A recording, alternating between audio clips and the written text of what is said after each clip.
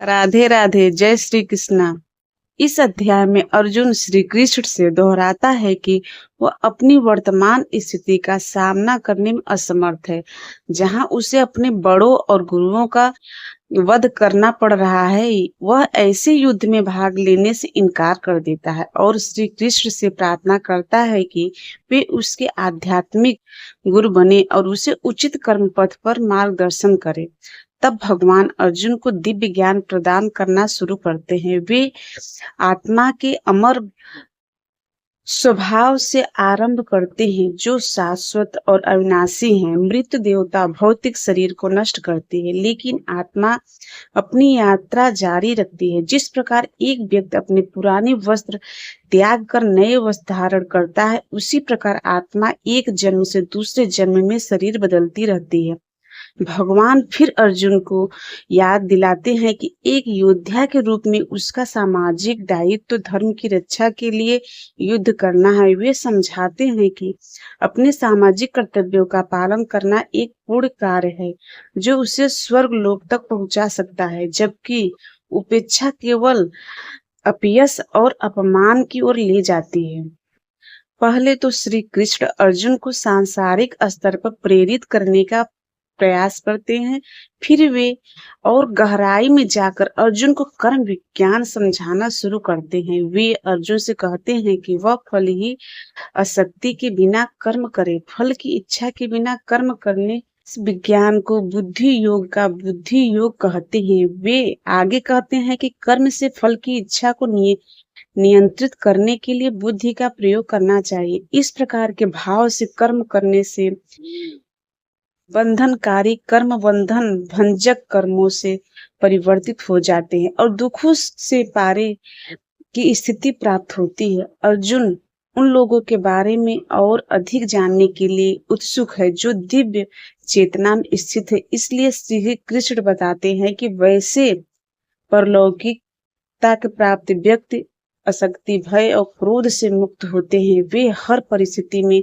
अविचलित और संतुलित रहते हैं। अपनी इंद्रियों को वश में करके वे अपने मन को सदैव ईश्वर में लीन रखते हैं।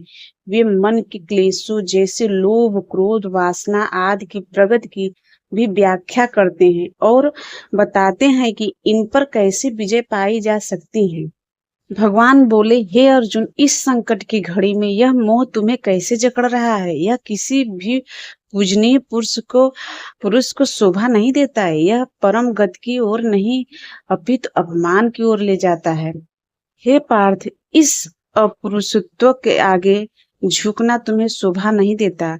हे शत्रुओं को पराजित करने वाले हृदय की ऐसी तुच्छ दुर्बलता को त्याग कर उठो। अर्जुन बोले, हे मधुसूदन, मैं युद्ध में भीष्म और द्रोणाचार्य जैसे पुरुषों पर बाण कैसे चला सकता हूँ, जो मेरे पूजनीय हैं। हे शत्रुओं का नाश करने वाले, इन महानुभावों जो मेरे गुरु हैं, वो नमस्कार। जीवन का आनंद लेने में इस संसार में भीख मांगकर जीवन व्यतीत करना बेहतर है। अगर हम उन्हें मार देंगे, वो हमारे द्वारा भोगा गया धन और सुख रक्त से सना होगा। हम यह भी नहीं जानते हैं कि इस युद्ध का कौन सा परिणाम हमारे लिए श्रेष्ठ है। उन पर विजय पाना था, उनसे पराजित होना। उन्हें मारकर भी हम जीवित रहने की इच्छा नहीं करेंगे। फिर भी उन्होंने धृतराष्ट्र के पुत्रों का पक्ष लिया है और अब युद्ध भूमि में हमारे सामने खड़े हैं। मैं अपने कर्तव्य के प्रति असमंजस में हूँ और चिंता एवं कायरता से घिरा हुआ हूँ। मैं आपका शिष्य हूँ और आपके प्रति समर्पित हूँ। कृपया मुझे निश्चित रूप से बताएं कि मेरे लिए क्या सर्वोत्तम है। मैं अपनी इंद्रियों को सुखा देने वाले इस दुख को दूर करने का कोई उपाय नहीं खोज पा रहा हूँ। चाहे मैं पृथ्वी पर एक समृद्ध और अद्वितीय राज्य प्राप्त कर लूं या देवताओं के समान प्रभुता प्राप्त कर लूं, तब भी मैं इस दुख को दूर नहीं कर पाऊंगा। संजय बोले, शत्रुओं को दंड देने वाले गुडाकेश ने ऐसा कहकर ऋषिकेश से कहा, गोविंद, मैं युद्ध नहीं करूंगा, और चुप हो गए। हे धृतराष्ट्र, तत्पश्चात दोनों सेनाओं के मध्य में श्री कृष्ण ने शोकग्रस्त अर्जुन से मुस्कुराते हुए ये शब्द कहे, परम पिता परमेश्वर ने कहा, तुम ज्ञान की बात तो करने हो, उस पर चीज के लिए शोक करते हो जो शोक करने योग्य नहीं है। बुद्धिमान न तो जीवितों के लिए शोक करते हैं, न ही मृतकों के लिए। ऐसा कोई समय नहीं था, मैं न था, न तुम थे, न ये सभी राजा थे, और न ही भविष्य में हमसे से कोई भी अस्तित्व भी नहीं रहेगा। जिस प्रकार देहधारी आत्मा निरंतर बाल्यावस्था से युवावस्था और वृद्धावस्था में जाती रहती है, उसी प्रकार मृत्यु के समय भी वह दूसरे शरीर में चली जाती है। बुद्धिमान लोगों इससे मोहित नहीं होते।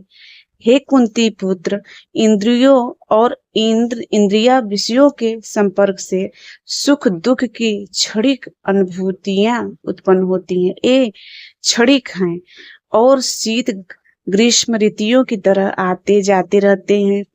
भरतवंशी इन्हें बिना विचलित हुए सहन करना सीखना चाहिए।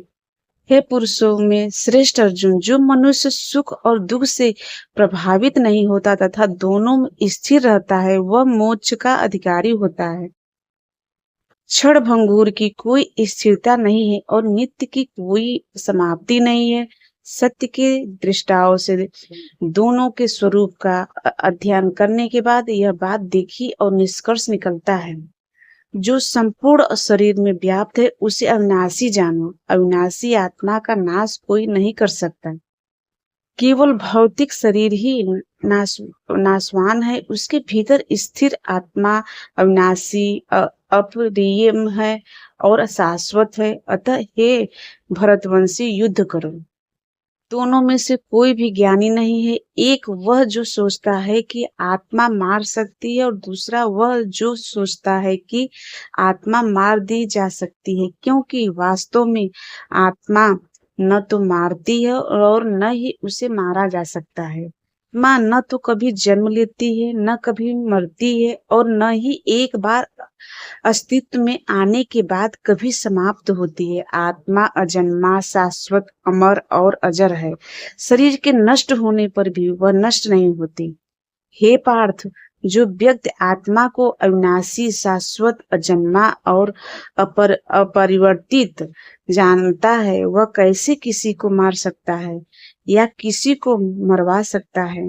मनुष्य पुराने वस्त्र त्याग कर नए वस्त्र धारण करता है, वैसे ही मृत्यु के समय आत्मा अपने पुराने शरीर को त्याग कर नए शरीर में प्रवेश करती है। आत्मा को न तो शस्त्र काट सकते हैं, न अग्नि जला सकती है। आत्मा को न जल गीला कर सकता है, न वायु सुखा सकती है। आत्मा अविनाशी और अज्वल है, इसे न तो भिगोया जा सकता है, न सुखाया जा सकता है। यह सर्वत्र व्याप्त, अपरिवर्तनशील, अपरिवर्तनीय और आदि है। आत्मा को अदृश्य, अचिन्त्य और अपर्दनीय कहा गया है। ऐसा जानकर तुम्हें शरीर के लिए शोक नहीं करना चाहिए। हे महाबाहु अर्जुन, यदि तुम ऐसा सोचते हो कि आत्मा निरंतर जन्म मरण में रहती है, तो भी तुम्हें इस प्रकार शोक नहीं करना चाहिए। जो जन्म ले चुका है उसकी मृत्यु निश्चित है, और जो मर गया है उसका पुनर्जन्म अवश्य भावी है। इसलिए वह व्यक्ति जो सभी भौतिक इच्छाओं को त्याग देता है और लालच, स्वाभाविक और अहंकार की भावना से मुक्त रहता है और पूर्ण शांति प्राप्त करता है। हे पार्थ, ज्ञानी आत्मा की अवस्था ऐसी होती है कि उसे प्राप्त करके मनुष्य फिर कभी मोह में नहीं पड़ता। मृत्यु के समय भी इसी चेतना में स्थित होकर मनुष्य जीवन मरण के चक्र से मुक्त होकर भगवान के परम धाम को प्राप्त होता है।